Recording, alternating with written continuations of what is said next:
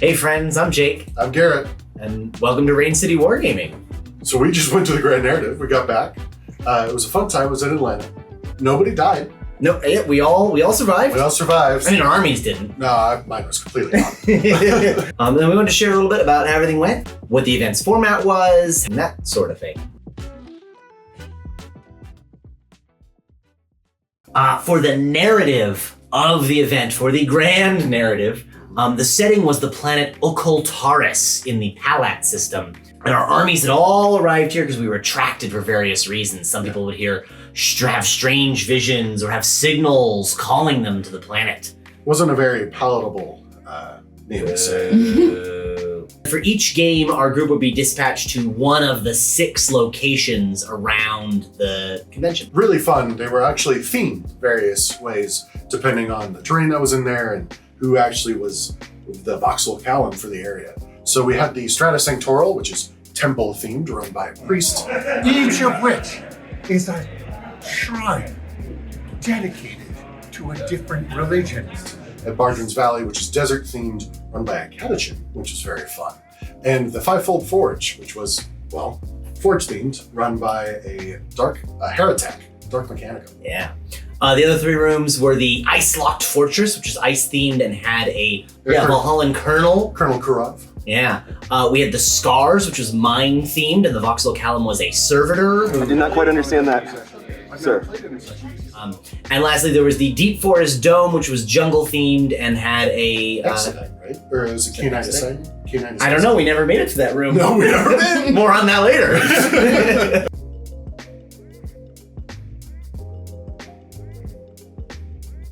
There was on the planet the command entity. Made made itself known, and folks got assigned, based on their attitude towards said command entity. So that was how the factions or pacts worked out. The first one was the Pact of Enlightenment, led by Inquisitor Tyvost Van Cantriel. The idea of the Pact of Enlightenment was for those who want to help free the command entity and use its power and its technology to escape Occultaris and the oncoming tendrils of Leviathan, and was nominally the Imperial faction. Yeah, basically when you chose your pact, they were like, this is the not Imperial faction, but mostly Imperial. For the Emperor! For the Emperor! For the Emperor! For the Emperor! The Pact of Annihilation was led by former Acadian Sergeant Vernal Thedge, who wants to destroy said command entity and everyone else. Blood for the Blood God, skulls for the Skull Throne, milk for the cornflakes, all that good stuff. Fun fact, the person who was playing Sergeant Thedge was one of the Vox Localum last year. Which is really cool. So like he fell to chaos. Yeah, it was a cool callback to last year's event. Souls for the Soul Forge! The last faction was the Pact of Resistance, led by the Exalted Leader, an Eldar of some kind, seeking a third path. Not the other 2. Yeah, whatever, yeah. It's the Xenos faction. It was really unclear.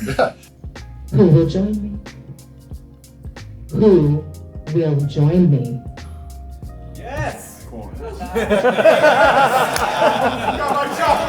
What happened is every day in the morning, you had a faction briefing. And you would go into these various areas of the hotel, essentially, and your pact leader would give you an update. Like, hey, we're doing great. Y'all are fucking up. We gotta pick up the pace. And then resistance was just, we don't know what's going on. Shit's happening. And then each evening we would all get together, all the factions together, and have a big briefing where you get to see a little sort of performance from the faction leaders saying, how things are going and revealing bits and pieces of the larger plot. And then occasionally we just got yelled at to silence. Silence!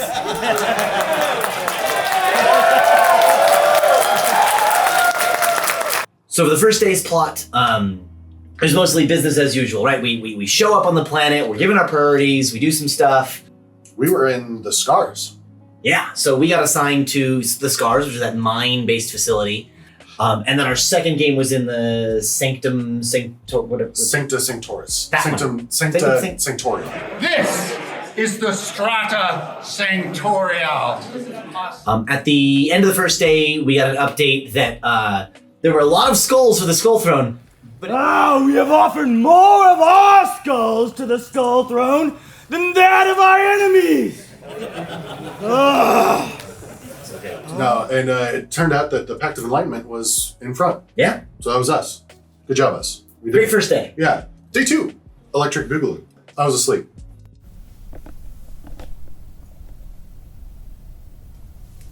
It's day 2. Actually, it's the evening of day 2. It's 5 p.m. I just woke up. So that sucks. I missed that entire day. We ended up in the Forge twice. So we were Forge and then Forge. Opposite sides of the Forge, but kind of the same room. It was also connected to the Strata. It's sort of one big room, so it was really loud. Plot-wise, this is where we had the big reveal. Things went downhill quick. And weave my lord's threads into the fabric of the universe. Steal your tongue, you lying witch!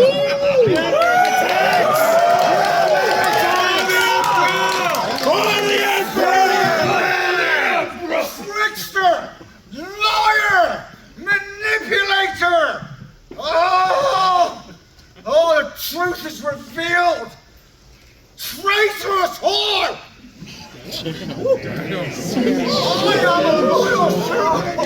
So that evening, it was discovered that the command entity was none other than an abominable intelligence. One whole man of iron. Bum, bum, bum. Something the Dark Angels used to herd Yeah. on, the forests of Caliban.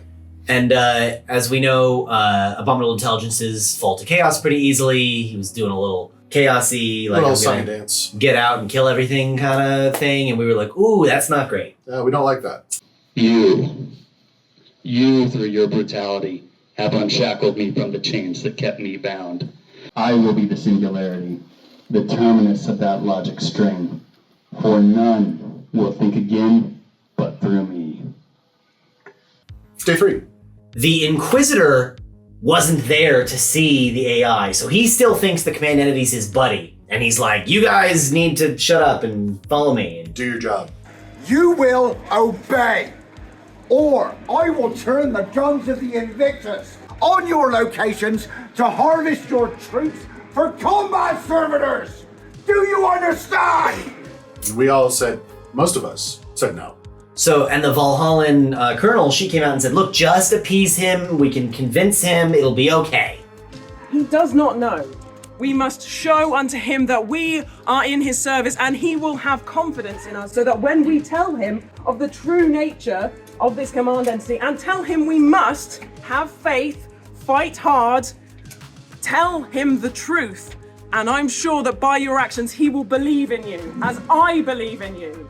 And then, Zach, the organizer of the event, came around to each Imperial battle group and asked them, if you failed to convince the Inquisitor, would you turn against him or join with him and believe that he knows what's best for the Imperium?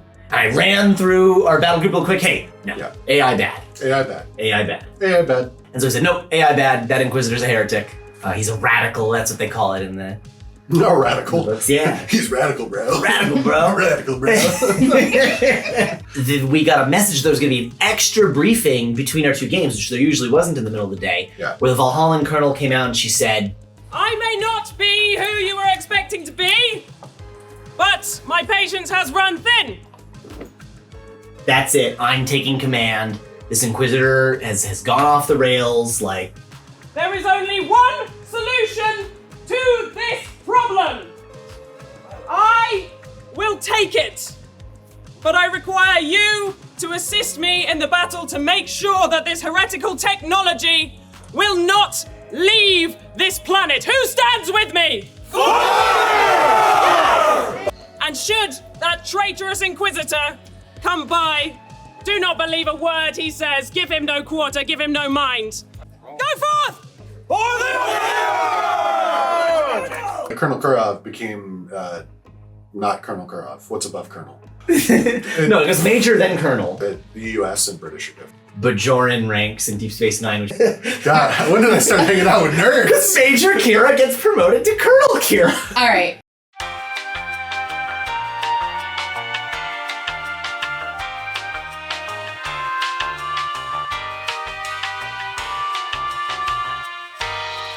The colonel got promoted. And she turned to us and went, some of y'all are traitors, some of y'all aren't. I don't know which is which, kill each other. So we ended up in the ice room with the colonel, which was great. She was the Vox Lokalum for that room. We ended up playing Enlightenment versus Enlightenment. My opponent was a totally loyalist, and I am also totally a loyalist. And Whoops. nobody knew what happened. My opponent, he had been cosplaying as an astropath, and he had an astropath symbol on his forehead the whole weekend, except the last day where he changed it to a Zinch symbol. We must change our approach. The classic Imperium line. Changes. Yeah, change it. Wait a minute. For the glory of the Imperium, yes! Let's take the command entity right to the throne. And be like, hey, what's up? We will be his most loyal servants. I think this is the best plan I've ever heard. Let's go get it. The Inquisitor also came around and ran orbital assaults. He would take a die and drop it on the board, and it would just... Air batteries, commence firing. Last strike, incoming. Yeah, mine landed right in the middle of the melee, and it killed all of my aggressors. Nice. And then none of his. He took like 3 mortals, and I took like 6. So then, that evening, we had the final briefing. The Colonel, the Priest, and the Catachan came out. The Inquisitor was in chains. They put him down on his knees and... Gave him the Emperor's mercy. You, Ven Crentrail, have disgraced your name and your rank. I strip it from you. Your heresy has earned the greatest judgment of all. So end all traitors.